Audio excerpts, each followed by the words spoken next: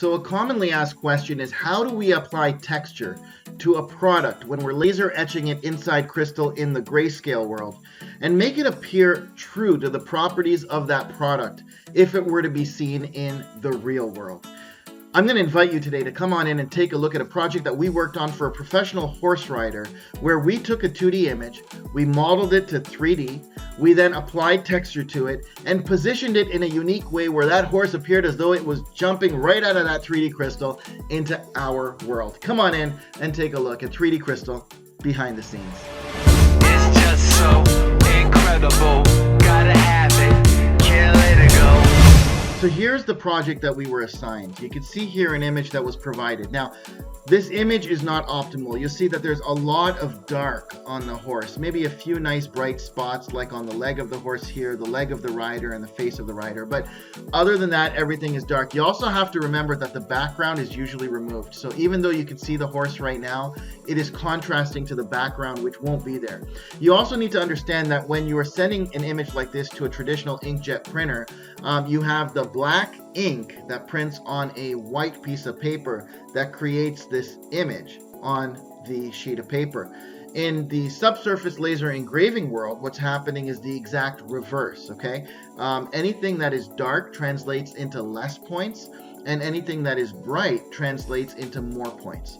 So if you're a laser operator, this here is going to provide you with some insight on how to prepare images for your clients.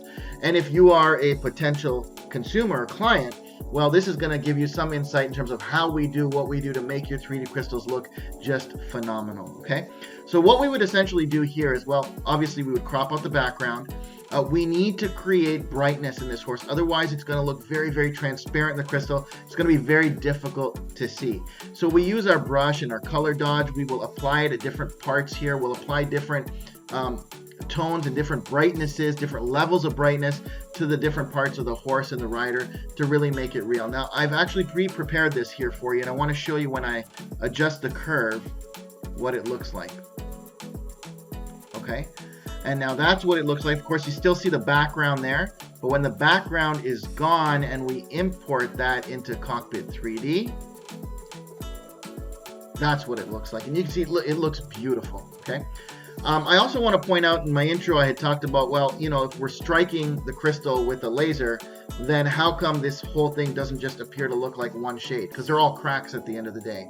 And that's where, you know, you need to understand that we're not only identifying where on the XYZ coordinate to have those lasers intersect to create the crack, but we're also identifying the amount of energy.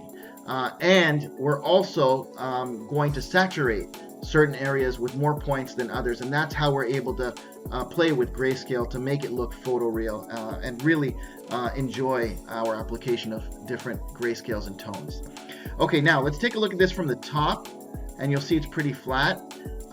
That's where we like to utilize our tool here to give it depth on the, I'm going to just highlight the north-south arrows here, which represent the Z-axis. And there we go. It doesn't look like much right now until I turn it, and now you can see it's popping out.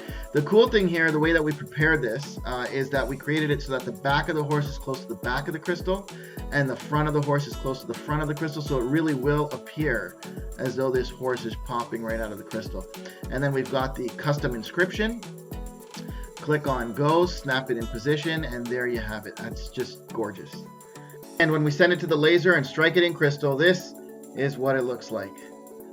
Now, I continue to be amazed by what I see coming out of the laser. Look, we've done well over 1 million of these. Obviously, I don't get to see all of them, but every time I see a 3D crystal before it ships out, I remain breathless. I'm wowed by this product, and that's why I continue to peddle this, to educate each and every one of you on what we are able to do with your logos, with your images, with your brands, to make something very, very unique as a gift-giving purpose, as an employee appreciation or recognition, perhaps something to give to clients to appreciate them, you know, just a gift for yourself and your accomplishments and achievements over the years as well.